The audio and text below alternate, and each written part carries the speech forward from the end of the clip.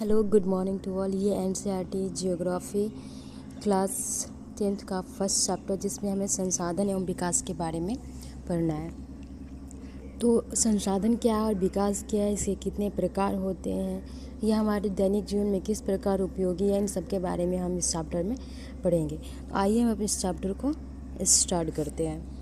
हमारे पर्यावरण में उपलब्ध सभी वस्तुएं जो हमारी आवश्यकताओं को पूरा करने में प्रयुक्त की जाती है और जिसको बचाने के लिए प्रौद्योगिकी उपलब्ध है, जो आर्थिक रूप से एक संभाव्य और सांस्कृतिक रूप से मान्य एक संसाधन कहलाता है। हमारे दैनिक जीवन में जितनी भी चीज़ें हमारे यूज में आती है वह सारी चीज़ें क्या है, वह संसाधन है। हमारे पर्यावरण में उपलब्ध वस्तुओं की रूपांतरण प्रक्रिया प्रकृति, प्रौद्योगिकी और संस्थाओं के पारस्परिक क्रियात्मक संबंध में निहित है। मानव प्रौद्योगिकी द्वारा प्रकृति के साथ क्रिया करते हैं और अपनी आर्थिक विकास की गति को तेज करने के लिए संस्थाओं का निर्माण करते हैं। क्या आप भी अन्य बहुत से लोगों की तरह संसाधनों को प्राकृतिक उपहार समझते हैं? ऐसा नहीं है। संसाधन मानव क्रियाओं का परिणाम है। मानव स्वयं संसाधनों का महत्वपूर्ण हिस्सा है। वे पर्यावरण में पाए जाने वाले पदार्थों को संसाधनों में परिवर्तित करते हैं तथा उन्हें प्रयोग करते हैं और इन संसाधनों का वर्गीकरण निम्नलिखित प्रकार से किया जाता है। पहला है उत्पत्ति के आधार पर, दूसरा समाप्यता के आधार पर, तीसरा स्वामित्व के आधार पर और चौथा विकास के स्तर के आधार पर। उत्पत्ति के आधार पर जैव और अजैव होता है। साम्यता के आधार पर नवीकरणीय और अनवीकरणीय होते हैं। स्वामित्व के आधार पर व्यक्तिगत, सामुदायिक, राष्ट्रीय और अंतर्राष्ट्रीय होते हैं और विकास के आधार पर संभावी, विकसित भंडार और संचित कोषीय होते हैं। यहाँ पे एक चित्र में दिखाया गया कि चित्र 1.1 में प्राकृतिक प्रौद्योगिकी संस्थाओं के मध्य अंतर संबंध कैसा है। भौतिक पर्यावरण, प्रौद्योगिकी और संस्थाएं, ये सारे तीनों चीज़ें जो हैं ये मानव से होती है। उसके बाद है संसाधन दो प्रकार के, प्राकृतिक और मानव निर्मित। प्राकृतिक में आ जाता है नवीकरणीय और अनवीकरणीय। मानव में आ जाती है संरचनाएं एवं संस्थाएं और दूसरा है मात्रा एवं गुणवत्ता। नवीकरणीय जो होते हैं, नवीकरणीय दो प्रकार के, सतत अथवा प्रवाह जैसे पवन और जल, और जैव हो गया। जैव में दो तरह के हो गए, प्राकृतिक, वनस्पति एवं वन्य जीव। अनवीकरणीय वो होते हैं जिनका पुनः चक्रण किया। अनवीकरणीय दो तरह के, पुनः चक्रीय जैसे धातु और अचक्रीय जैसे जीवाश्म और ईंधन। संसाधनों के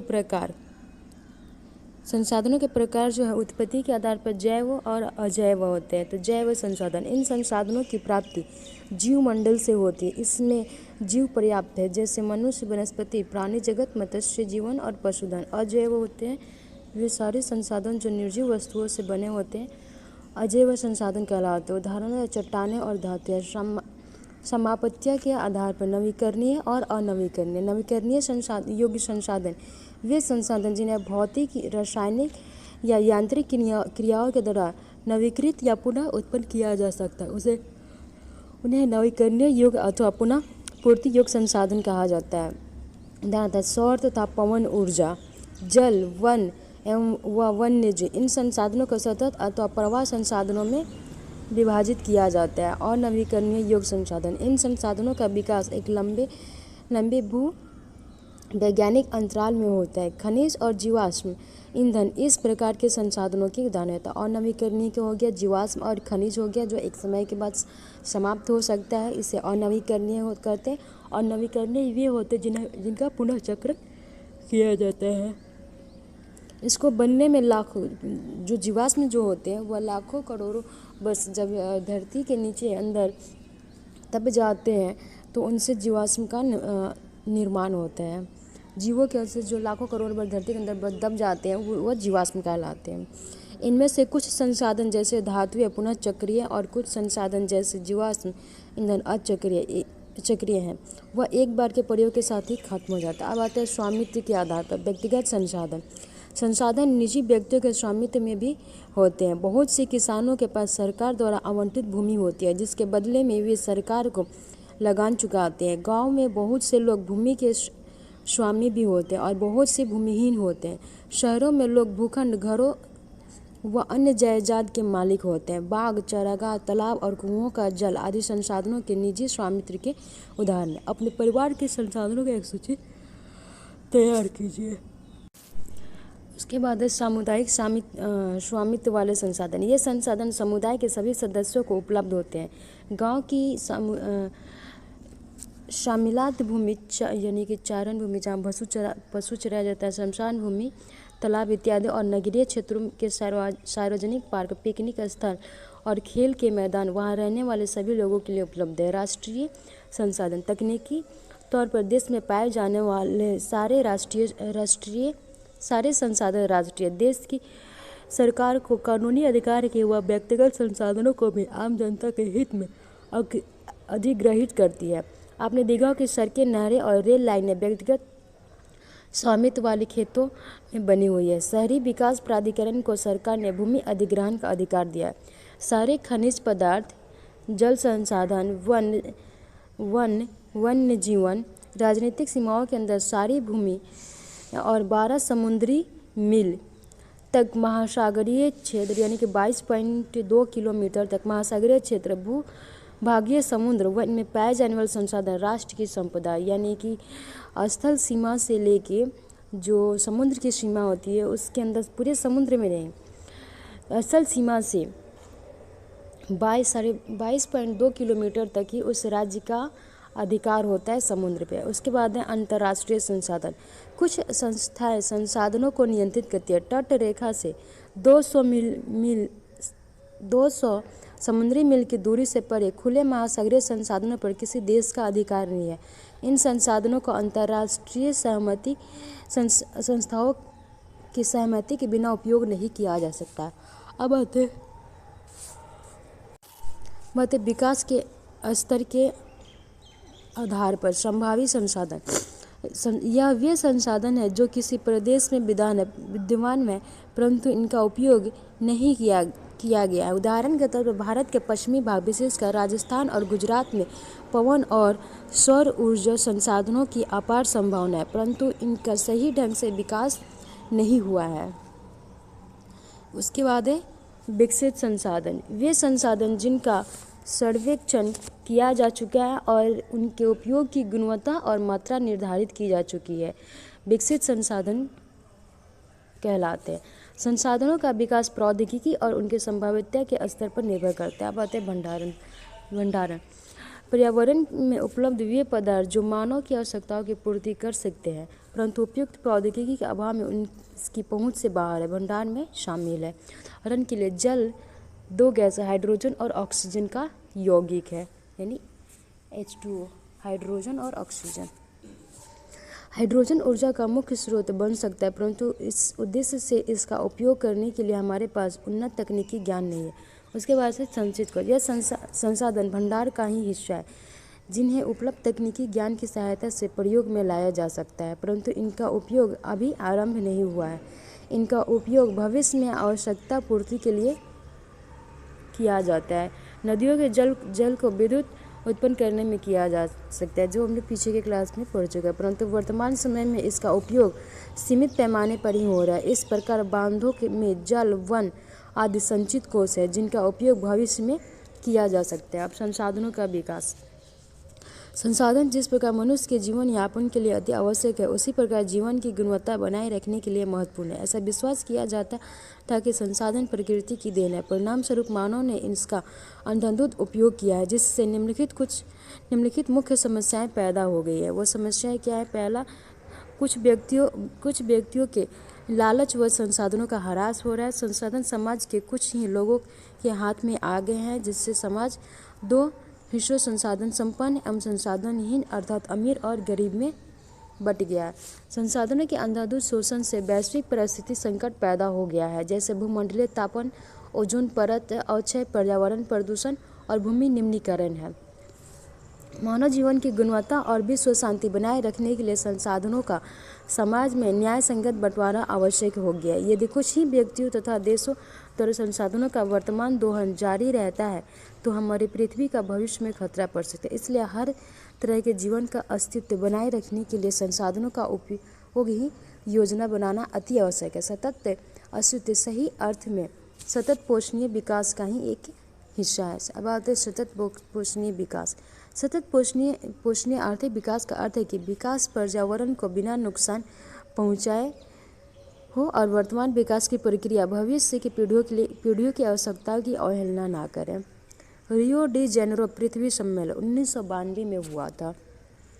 जून 1992 में 100 से भी अधिक राष्ट्राध्यक्ष ब्राजील के शहर रियो डी जेनेरो में प्रथम अंतर्राष्ट्रीय पृथ्वी सम्मेलन में एकत्रित हुए। सम्मेलन का आयोजन विश्व स्तर पर उभरते पर्यावरण संरक्षण और सामाजिक आर्थिक विकास की समस्याओं का हल ढूंढने के लिए किया जाता है। ये आपका ऑब्जेक्टिव क्वेश्चन बन सकता है। रियो डी जेनेरो पृथ्वी सम्मेलन कब हुआ था?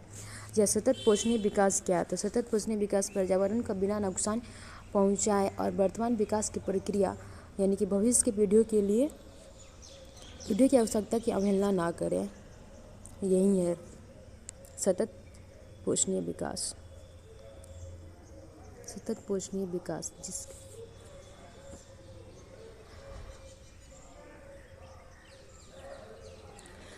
सम्मेलनों में एकत्रित नेताओं ने भूमंडलीय जलवायु परिवर्तन और जैविक विविधता का पर एक घोषणा पत्र पर हस्ताक्षर किए। रियो सम्मेलन में भूमंडलीय वन सिद्धांतों का पर सहमति जताई और 21वीं शताब्दी में सतत पोषणीय विकास की एजेंडा 21 को स्वीकृति प्रदान दी। एजेंडा 21 यह एक घोषणा है जिसे 1992 में ब्राजील के शहर रियो डी जेनेरो में संयुक्त राष्ट्र पर्यावरण और विकास सम्मेलन UNCED के तत्वावधान में राष्ट्राध्यक्षों द्वारा स्वीकृत किया गया था। इसका उद्देश्य भूमंडलीय सतत पोषणीय विकास हासिल करना है। यह एक कार्यसूची है जिसका उद्देश्य समान हितों, पारस्परिक आवश्यकता एवं सम्मिलित जिम्मेदारियों के अनुसार विश्व सहयोग के द्वारा पर्यावरणीय क्षति, गरीबी और रोगों से निपटना। एजेंडा 21 का मुख्य उद्देश्य यह है कि प्रत्येक स्थानीय निकाय अपना स्थानीय एजेंडा 21 तैयार करे। संसाधन नियोजन। संसाधनों के विवेकपूर्ण उपयोग के लिए नियोजन एक सर्वमान्य रणनीति है। इसलिए भारत जैसे देश में जहां संसाधनों की उपलब्धता में बहुत अधिक विविधता है यह भी महत्वपूर्ण है कि यहाँ ऐसे प्रदेश भी हैं जहाँ एक तरह के संसाधनों की प्रचुरता है परंतु दूसरे तरह के संसाधनों की कमी है। कुछ ऐसे भी देश हैं जो संसाधनों की उपलब्धता के संदर्भ में आत्मनिर्भर है और कुछ ऐसे भी प्रदेश हैं जहां महत्वपूर्ण संसाधनों की अत्यंत कमी है। उदाहरणार्थ झारखंड, मध्य प्रदेश और छत्तीसगढ़ आदि प्रांतों में खनिज और कोयले की प्रचुर भंडार है।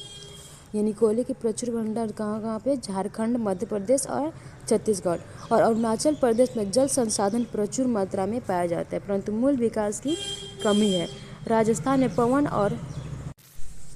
पवन और सौर संसाधनों की बहुतायत है। यानी कि राजस्थान में सबसे ज़्यादा संसाधन किस चीज़ के? पवन और सौर ऊर्जा के, लेकिन जल संसाधनों की कमी है। लद्दाख शीत मरुस्थल देश के अन्य भागों से अलग थलग पड़ता है परंतु यह प्रदेश सांस्कृतिक विरासत का धनी है परंतु यहाँ जल आधारभूत अवसंरचना तथा कुछ महत्वपूर्ण खनिजों की कमी है।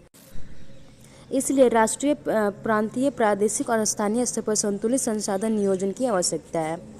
नेक्स्ट है भारत में संसाधन नियोजन। संसाधन नियोजन एक जटिल प्रक्रिया है जिसमें निम्नलिखित सोपान है। वो कौन कौन से हैं? देश के विभिन्न प्रदेशों में संसाधनों की पहचान कर उनकी तालिका बनाना, इस कार्य के क्षेत्रीय सर्वेक्षण मानचित्र बनाना और संसाधनों का गुणात्मक एवं मात्रात्मक अनुमान लगाना व मापन करना। संसाधन विकास योजनाएं लागू करने के लिए उपयुक्त प्रौद्योगिकी, कौशल और संस्था नियोजन ढांचा तैयार करना। संसाधन विकास योजनाओं और राष्ट्रीय विकास योजना में समन्वय स्थापित करना। स्वाधीनता के बाद भारत में संसाधन नियोजन के उद्देश्य की पूर्ति के लिए प्रथम पंचवर्षीय योजना से ही प्रयास किए गए।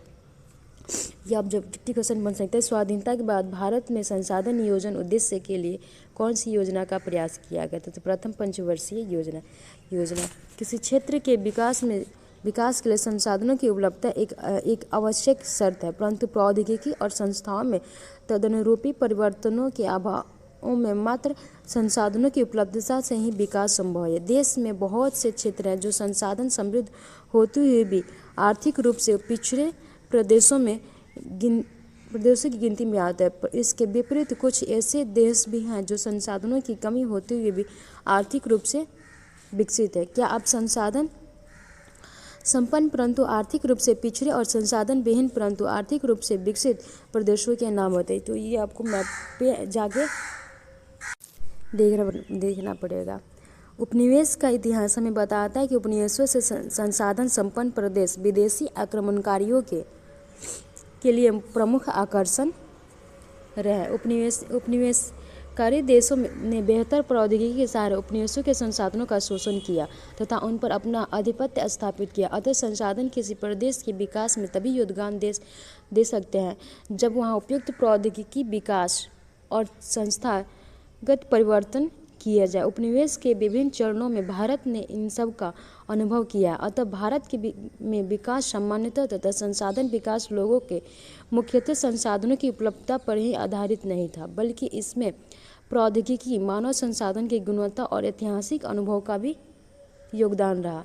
संसाधनों का संरक्षण। संसाधन किसी भी तरह के विकास में महत्वपूर्ण भूमिका निभाते हैं, परंतु संसाधनों का विवेकहीन उपभोग और अति उपयोग के कारण कई सामाजिक, आर्थिक और पर्यावरणीय समस्याएं पैदा हो सकती है। इन संसाधनों के बचाव के लिए विभिन्न स्तरों पर संसाधनों का संरक्षण आवश्यक है।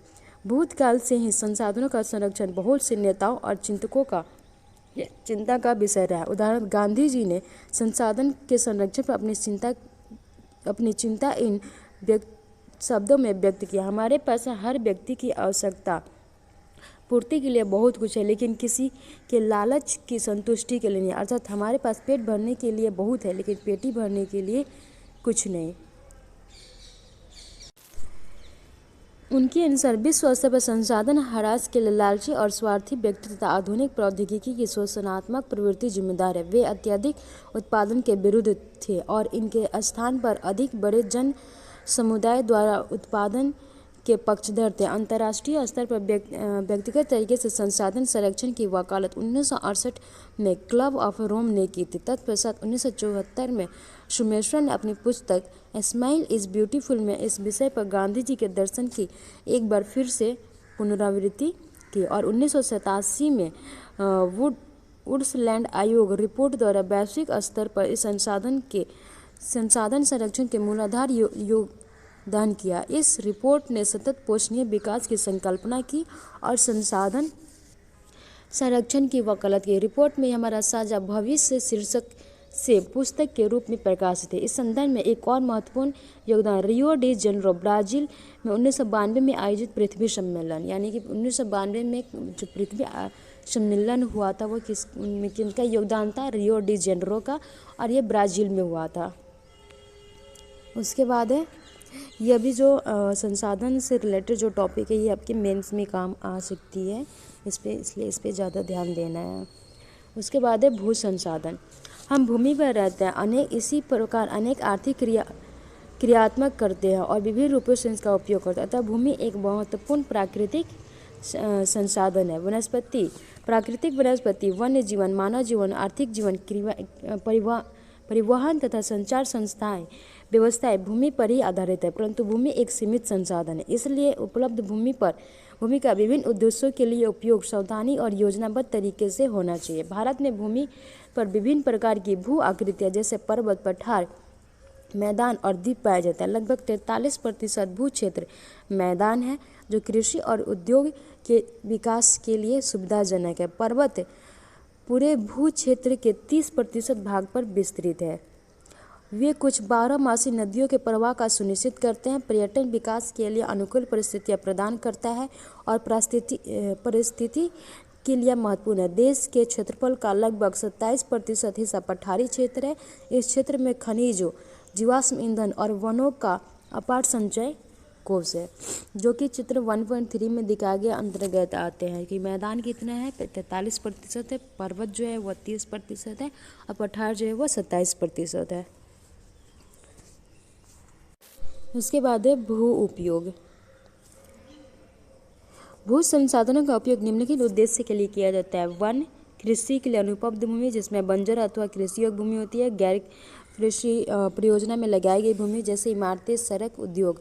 तीसरा है पड़ती भूमि के अतिरिक्त अन्य कृषि अयोग्य भूमि, जैसे अस्थायी चरागाह तथा अन्य गोचर भूमि। विविध वृक्ष फसलों तथा उपवनों के अधीन भूमि, जो शुद्ध बोए गए क्षेत्र में शामिल नहीं है।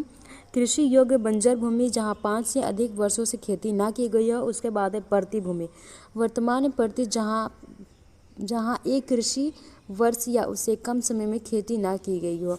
उसके बाद है वर्तमान पड़ती भूमि के अतिरिक्त अन्य पड़ती भूमि या पुरातन भूमि, जहां 1 से 5 वर्ष से खेती ना की गई हो। पांचवा है शुद्ध मतलब नीवल बोया गया क्षेत्र वह भूमि जिस पर फसलें उगाई व काटी जाती है, वह शुद्ध या नीवल बोया गया क्षेत्र कहलाता है। एक कृषि वर्ष में एक बार से अधिक बोए गए क्षेत्र को शुद्ध नीवल बोए गए क्षेत्र में जोड़ दिया जाए तो वह सकल कृषि क्षेत्र कहलाता है। भारत में भू उपयोग प्रारूप भू उपयोगों को निर्धारित करने वाले तत्वों में भौतिक कारक जैसे भू आकृति, जलवायु और मृदा के प्रकार तथा मानवीय कारक जैसे घनत्व, जनसंख्या घनत्व, प्रौद्योगिकी क्षमता, संस्कृति और परंपराएं इत्यादि शामिल है। भारत का कुल भौगोलिक क्षेत्रफल 32.8 लाख वर्ग किलोमीटर है, परंतु इसके 93% भाग के ही भू उपयोग आंकड़े उपलब्ध है, क्योंकि पूर्वोत्तर प्रांतों में असम को छोड़कर अन्य प्रांतों के सूचित क्षेत्र के बारे में जानकारी। अब यहाँ पे देख सकते हैं चित्र में कि कितने प्रतिशत पे वन है, बंजर भूमि है, गैर कृषि योग्य भूमि है, स्थायी चरागाह और विविध वृक्ष फसलें और उपवनों के बारे में दिखाया गया है। उसके बाद है सेकेंड में है कृषि योग्य बंजर भूमि कितनी है, पड़ती भूमि है, वर्तमान प्रतिकृति है, शुद्ध या नीवल बोया गया क्षेत्र का प्रतिशत कितना दिया गया है दोनों चित्रों में की जानकारी उपलब्ध नहीं है। इसके अलावा जम्मू और कश्मीर में पाकिस्तान और चीन अधिकृत क्षेत्रों में भी भूमि उपयोग सर्वेक्षण भी नहीं मिला है। भू उपयोग इसके बाद है अस्थायी चरागाह के अंतर्गत भी भूमि कम हुई है। पशुधन की इतनी बड़ी संख्या के लिए चारा उपलब्ध कराने में कैसे समर्थ होंगे और इसके क्या परिणाम होंगे। वर्तमान पड़ती भूमि के अतिरिक्त अन्य पड़ती भूमि अनुपजाऊ है और इन पर फसलें उगाने के लिए कृषि लागत बहुत ज़्यादा है। अतः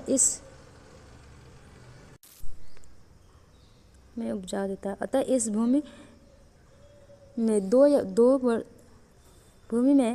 दो या तीन वर्षों में इनको 1 या 2 बार बोया जाता है और यदि इसे शुद्ध बोए गए क्षेत्र में शामिल कर लिया जाता है तब भारत के कुल क्षेत्र के लगभग 54% हिस्से पर ही खेती होती है। शुद्ध नीवल बोए गए क्षेत्र का प्रतिशत भी विभिन्न राज्यों में भिन्न भिन्न है। पंजाब और हरियाणा में 80% भूमि पर खेती होती है, परंतु अरुणाचल प्रदेश, मिजोरम, मणिपुर, अंडमान निकोबार द्वीप समूह में 10% से भी कम क्षेत्र बोया जाता है। इन राज्यों में शुद्ध बोए गए क्षेत्र के कम अनुपात के लिए उत्तरदायी कारणों को ज्ञात कीजिए। हमारे देश में राष्ट्रीय वन नीति 1952 द्वारा निर्धारित वनों के अंतर्गत 13% भौगोलिक क्षेत्र वनाच्छादित है, जिसकी तुलना में वन के अंतर्गत क्षेत्र काफ़ी कम है। वन नीति द्वारा निर्धारित यह सीमा पारिस्थितिक संतुलन बनाए रखने के लिए आवश्यक है। वन क्षेत्रों के आसपास रहने वाले लाखों लोगों की आजीविका इस पर निर्भर करती है। भू उपयोग का एक भाग बंजर भूमि और दूसरा क्षेत्र गैर कृषि प्रयोजन में लगाई गई भूमि कहलाता है। बंजर भूमि में पहाड़ी चट्टानें, सूखी और मरुस्थलीय भूमि शामिल है। गैर कृषि प्रयोजन में लाई गई भूमि में बस्तियां, सड़कें, रेल लाइन, उद्योग इत्यादि आते हैं। लंबे समय तक लगातार भूमि संरक्षण और प्रबंधन की अवहेलना करने एवं लगातार भू उपयोग के कारण भू संसाधनों का निम्नीकरण हो रहा है। इसके कारण समाज और पर्यावरण पर गंभीर आपदा आ सकती है।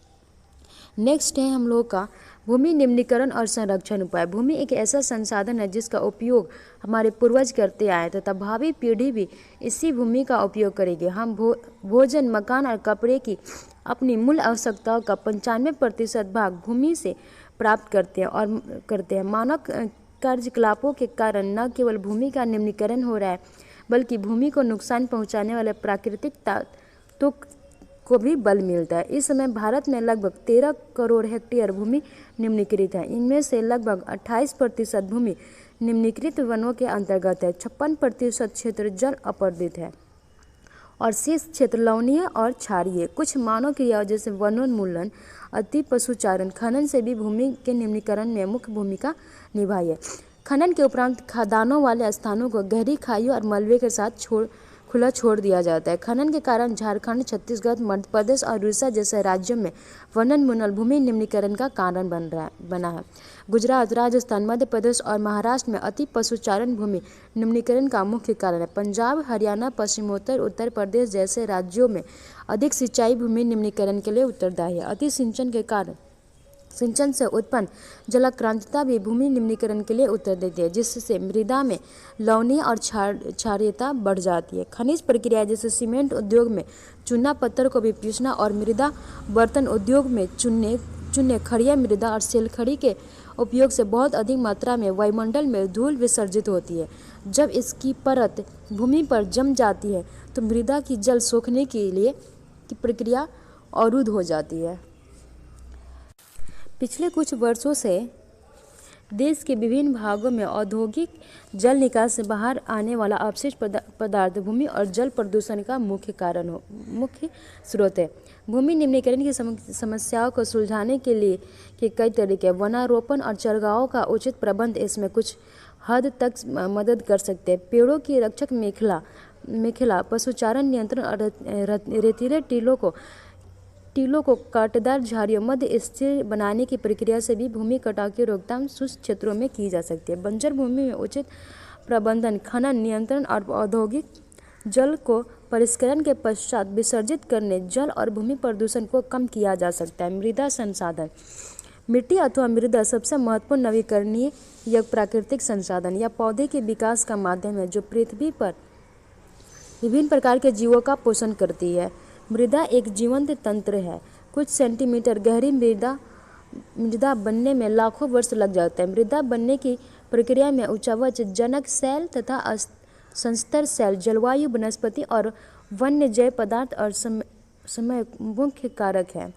प्रकृति के अनेक को तत्व जैसे तापमान परिवर्तन, बहते जल की मृदा, पवन, हिम नदी और अपघटन क्रिया आदि मृदा बनाने की प्रक्रिया में योगदान देती है।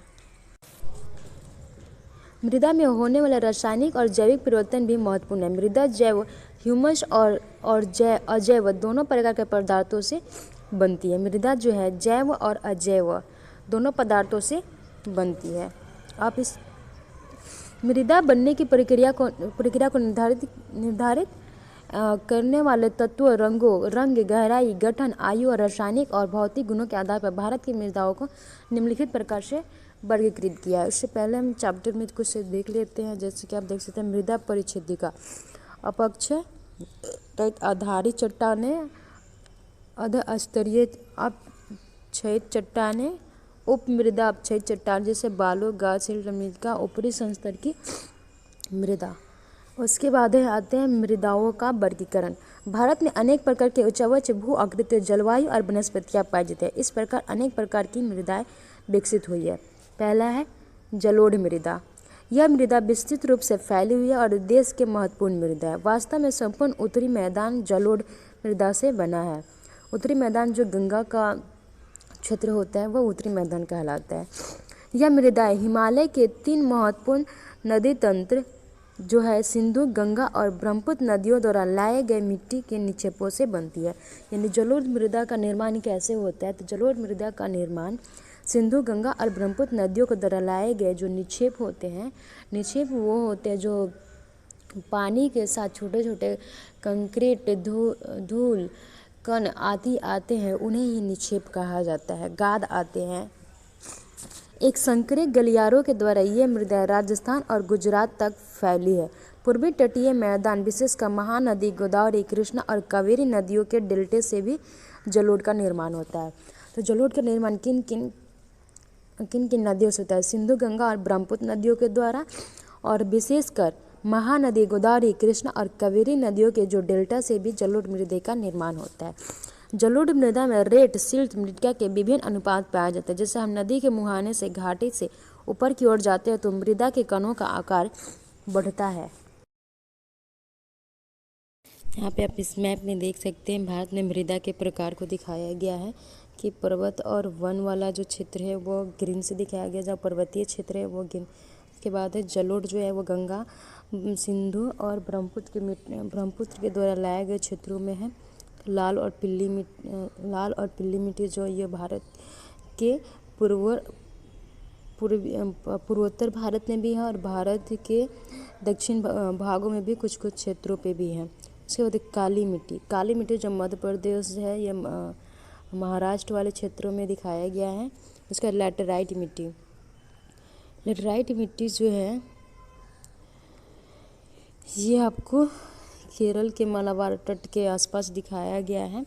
उसके बाद शुष्क जो है जहाँ पे न जल की बहुत कमी अभाव है, और राजस्थान गुजरात वाले क्षेत्रों में दिखाई। इस प्रकार आप इस मैप से देख सकते हैं कि कहाँ पे किस प्रकार की मिट्टी पाई जाती है। जो मैप से आप पढ़ लीजिएगा तो आपके माइंड में कैचअप हो जाएगी किन किन राज्य में भी है, तो इससे आपको ज़्यादा मेहनत करने की नहीं ज़रूरत पड़ेगी।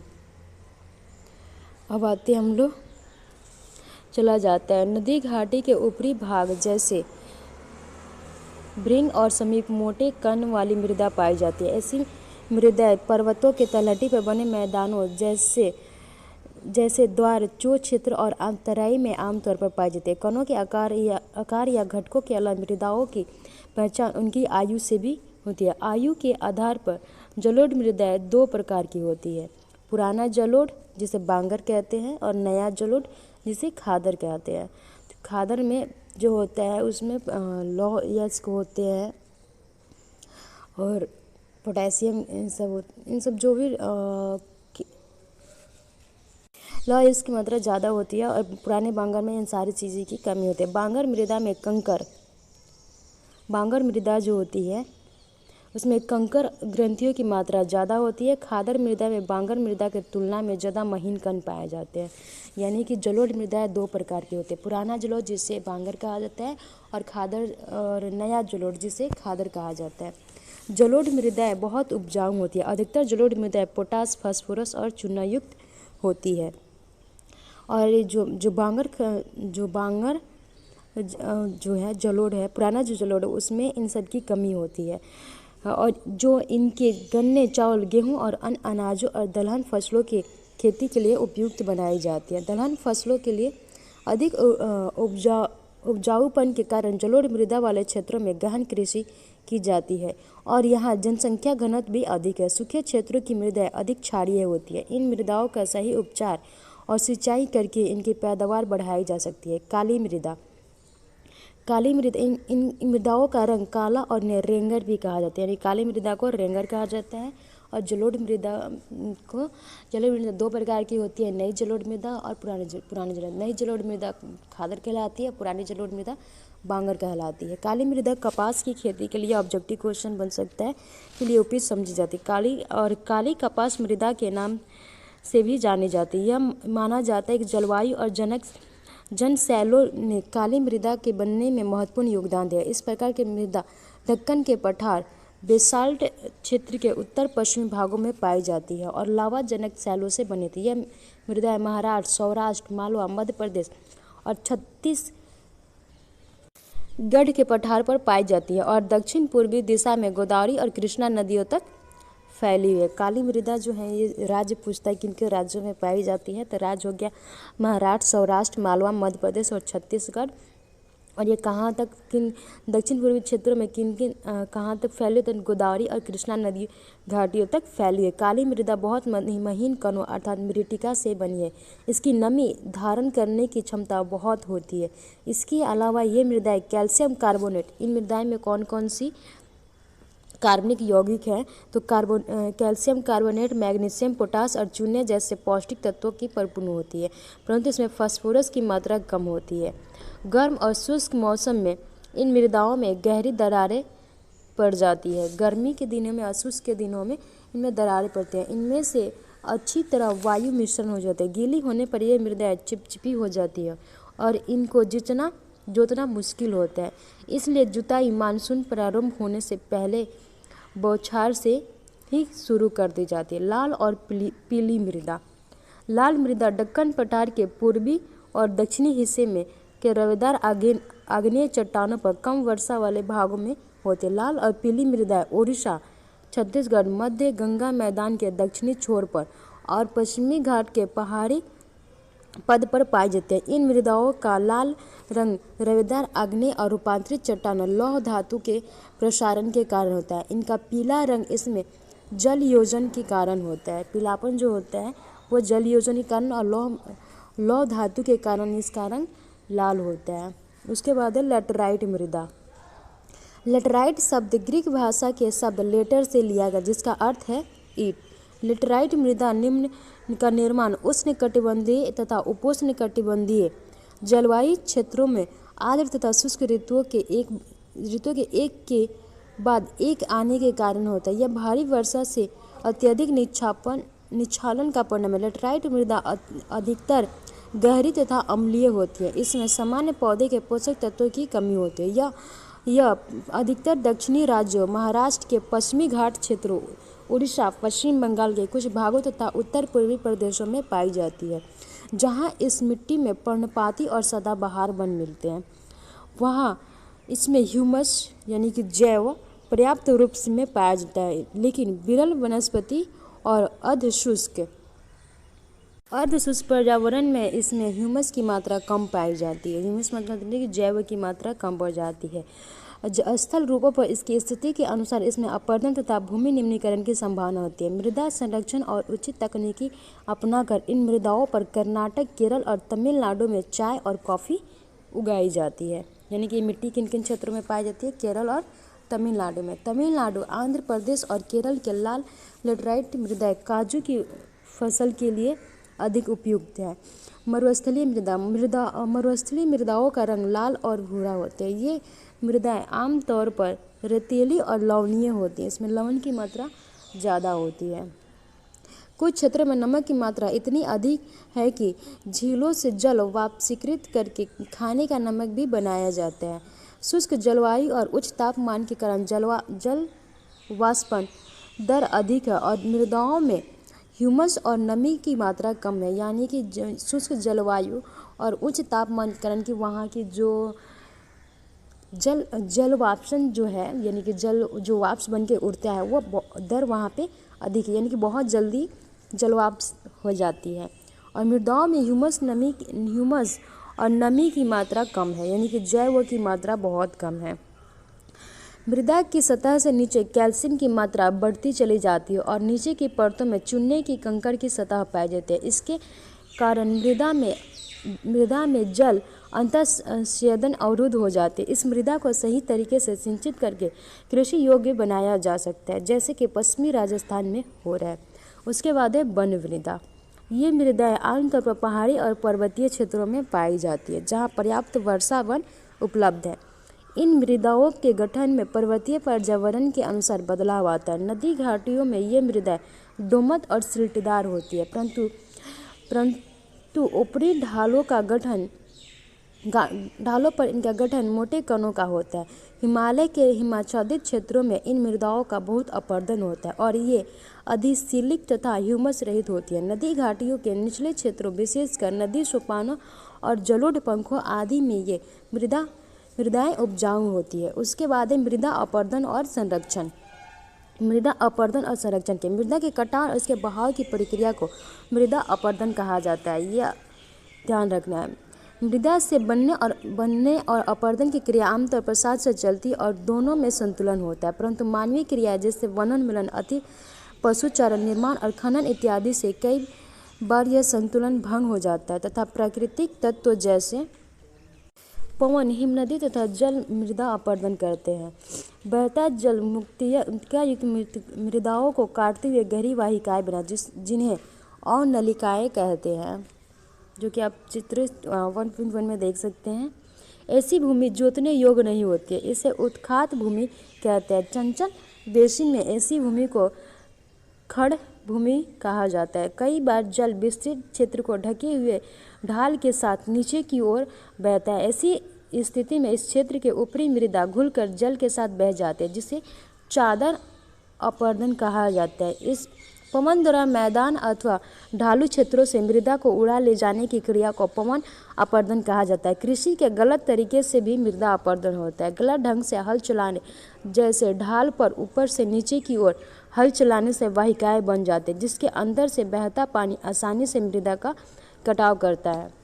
ढाल वाली भूमि पर समोच्च रेखाएं के समानांतर हल चलाने से ढाल के साथ जल बहाव की गति घटती है। इसे समोच्च जुताई कहा जाता है। तो समोच्च जुताई किससे कहा जाता है? ढाल वाली भूमि पर समोच्च रेखाओं के समानांतर हल चलाने से ढल के साथ जल बहाव घटती जाती है। समानांतर यानी कि एक समान हल चलाने से इसकी जो जल बहाव की गति होती है वह घट जाती है। इसे समोच्च जुताई कहा जाता है। ढाल वाली भूमि पर सोपान बनाए जा सकते हैं। सोपान कृषि अपरदन को नियंत्रित करते हैं। निश्चित पश्चिमी और मध्य हिमालय में सोपान अथवा सीढ़ीदार कृषि काफ़ी विकसित है। बड़े खेतों को पट्टियों में बांटा जाता है। फसलों के बीच में घास की पट्टियाँ उगाई जाती है। यह पौने जल जनित बल को कमजोर करती है। तरीके के पट्टी कृषि कहते हैं। पेड़ों के कतारों में लगातार रक्षक मेखला बनाकर भी पौने की गति कम करता है। इन रक्षक पट्टियों का पश्चिम भारत में रेत के टीलों का स्थायीकरण में महत्वपूर्ण योगदान रहता है। भारत के पर्यावरण के सुखो माजरी गांव और झाबुआ जिले ने यह दिखाया कि भूमि निम्नीकरण प्रक्रिया को पलटा जा सकता है। सुखो माजरी में वृक्ष घनत्व 1976 में 13 प्रति हेक्टेयर था, जो 1992 में बढ़कर 1272 प्रति हेक्टेयर है। पर्यावरण के पुनर्जन्म से अधिक संसाधन उपलब्ध, कृषि और पशुपालन में सुधार के परिणाम स्वरूप आमदनी बढ़ती और समाज में आर्थिक समृद्धि आती है। सुखो माजरी से सन 1979 से 1984 के बीच परिवारों की आर्थिक वार्षिक आमदनी 10,000 से 15,000 रुपये थे। पर्यावरण के पुनर्स्थापन के लिए लोगों द्वारा इसका संबंध आवश्यक है। मध्य प्रदेश सरकार ने लोगों को स्वयं फैसला लेने का अधिकार दिया और वे प्रदेश के 29 लाख हेक्टेयर भूमि, भारत का लगभग 1% क्षेत्रफल को जल विभाजक प्रबंधन द्वारा हरा भरा बना रहे हैं। अब आते हैं इस चैप्टर के क्वेश्चन आंसर में। चैप्टर के क्वेश्चन आंसर साथ साथ दिए गए जो आप हम लोग आगे पढ़ सकते हैं। बहुकल्पीय विषय लौह अयस्क किस प्रकार का संसाधन है? लौह अयस्क जो है वो अनवीकरणीय है। नवीकरणीय जिसकी अंत नहीं हो और नवीकरणीय जो एक समय के बाद खत्म हो सकता है। ज्वारीय भूतापीय निम्नलिखित में से किस प्रकार का संसाधन नहीं है? तो वह पुनः पूर्ति योग्य। पंजाब में भूमि निम्नीकरण का निम्नलिखित में से क्या करना? अधिक सिंचाई है। निम्नलिखित में से किस प्रांत में सीढ़ीदार सोपानी खेती किया जाए? उत्तराखंड। पंजाब, हरियाणा और उत्तर मैदान जो ये ढलाऊ क्षेत्र नहीं है, इसलिए यहाँ पे नहीं होता, लेकिन उत्तराखंड जो होते हैं वो ढल वाले क्षेत्र है, इसलिए इसमें सीढ़ीदार खेती की जाती है। तो सीढ़ीदार खेती आपको एक मैप में मिल जाएगा। इनमें से किस राज्य में काली मृदा मुख्य रूप से पाई जाती है? जम्मू कश्मीर में नहीं पाया जाता है, महाराष्ट्र में पाया जाता है, राजस्थान में आपको बालू वाले क्षेत्र में पाया जाता है, झारखंड जो होता है ये आपको जलोढ़ मृदा पाया जाता है, इसलिए महाराष्ट्र में पाया जाता है। निम्नलिखित राज्यों के नाम बताएं जहां काली मृदा पाई जाती है। तो काली मृदा उन क्षेत्रों में पाई जाती है। इनके 3 मुख्य रूप से कौन सी फसल है? तो काली मृदा निम्नलिखित राज्यों में पाई जाती है, महाराष्ट्र, मध्य प्रदेश और छत्तीसगढ़। यह मृदा कपास उगाने के लिए एकदम अनुकूल है। इन क्षेत्रों में के किसान जहां काली मृदा मुख्य रूप से पाई जाती है कपास की खेती करते, क्योंकि इस प्रकार की मृदा कपास उगाने के लिए सफल होता है। पूर्वी तट के नदी डेल्टाओं पर किस प्रकार की मृदा पाई जाती है? इस प्रकार की मृदा के 3 मुख्य विशेषताएं कहते हैं। पूर्वी नदी के डेल्टाओं में मुख्य रूप से जलोढ़ मृदा पाई जाती है। इसकी विशेषताएं निम्नलिखित है। जलोढ़ मृदा बहुत उपजाऊ होती है और वह नदी से आए हुए तत्वों से भरपूर होती है। एक ऐसी मिट्टी गन्ने, गेहूं, धान जैसे फसल उगाने के लिए आदर्श है, जिन्हें उपजाऊ भूमि की आवश्यकता होती है। चूँकि इसमें कंकड़ अधिक होते हैं और इसमें पुराने नए जलोढ़ की तुलना में कम उपजाऊ होते हैं। पहाड़ी क्षेत्र में मृदा अपरदन की रोकथाम के लिए क्या कदम उठाया जाता है? पहाड़ी क्षेत्र में मृदा अपरदन को समोच्च रेखाओं पर जुताई करके, छत की खेती की तकनीक का उपयोग करके और हवा और पानी के कटाव की जांच करने के लिए घास के स्ट्रिप्स का उपयोग करके नियंत्रित किया जाए। सीढ़ीदार खेती एक अच्छा उपाय साबित हो सकता है जिससे मृदा अपरदन को रोका जा सकता है। जैव और अजैव संसाधन क्या होते हैं? जैविक संसाधन जीवित चीज़ों से बने होते हैं और जैव मंडल से प्राप्त, जैसे लकड़ी, इसलिए वो एक जैविक संसाधन। मनुष्य, मत्स्य, पशुधन, फसल, ये सब जैविक संसाधन में आते हैं। अजैविक संसाधन गैर जीवित चीज़ों से बने होते हैं, जैसे धातु और चट्टानें। अजैविक संसाधन ज़्यादातर धरती से प्राप्त है। लोहा एक महत्वपूर्ण जैविक संसाधन है जिससे बहुत इस्तेमाल किया जाता है। लोहा धरती की खुदाई में प्राप्त किया जाता है। अब आते हैं निम्नलिखित प्रश्न का उत्तर। 120 शब्द है। भारत में भूमि उपयोग प्रारूपण का वर्णन करें। वर्ष 1960-61 से वन के अंतर्गत क्षेत्र में महत्वपूर्ण वृद्धि नहीं है, इसका क्या कारण है? भारत में भूमि संसाधन को मुख्य रूप से कृषि, वन भूमि, चरागाह और चराई और बंजर भूमि को विभाजित किया जाता है। अपशिष्ट भूमि के चट्टानी, शुष्क और रेगिस्तानी क्षेत्र शामिल है और अन्य गैर कृषि उद्देश्य जैसे आवास, सड़क और उद्योग के लिए उपयोग की जाने वाली भूमि। हाल के आंकड़ों के अनुसार कुल भूमि क्षेत्रों में आधे से ज़्यादा भूमि खेती योग्य या पड़ती है। करीब 20% जंगलों द्वारा कवर किया जाता है और थोड़ा बहुत का उपयोग चराई के लिए किया जाता है। बाकी बंजर भूमि है जिसमें विविध खेती के निशान है। वन भूमि के अनुचित उपयोग ने उपलब्ध भूमि क्षेत्र को नीचा दिखाया और जंगलों के संरक्षण को मुश्किल बना दिया। वनों की कटाई, खनन उत्खनन जैसे मानवीय गतिविधियों ने जंगलों की धीमी विकास दर में योगदान दिया। इस प्रकार 1960-61 के बाद से वन के अंतर्गत भूमि में बहुत कम वृद्धि हुई है। उसका प्रौद्योगिकी और आर्थिक विकास के कारण संसाधनों का अधिक उपयोग कैसे हुआ? तकनीकी और आर्थिक विकास के विभिन्न कारणों के कारण संसाधनों की अधिक खपत हुई है। औपनिवेशिक समय में शाही शक्तियाँ अन्य देशों पर नियंत्रण स्थापित करने के लिए अपनी तकनीकी और आर्थिक श्रेष्ठता का उपयोग करती है और इस तरह बाद के संसाधनों तक पहुँच प्राप्त करती है। अब एक देश के संसाधन अपने औपनिवेशिक शासक के नागरिकों के लिए सुलभ हो गया जिससे खपत में वृद्धि हुई है। इसके अलावा तकनीकी और आर्थिक प्रगति के कारण सभी उम्र में कम मृत्यु दर के कारण आबादी बढ़ रही है। चिकित्सा और स्वास्थ्य देखभाल के विकास के लिए दुर्घटनाओं, बीमारी और प्रसव आदि में कम लोगों की मृत्यु हुई है।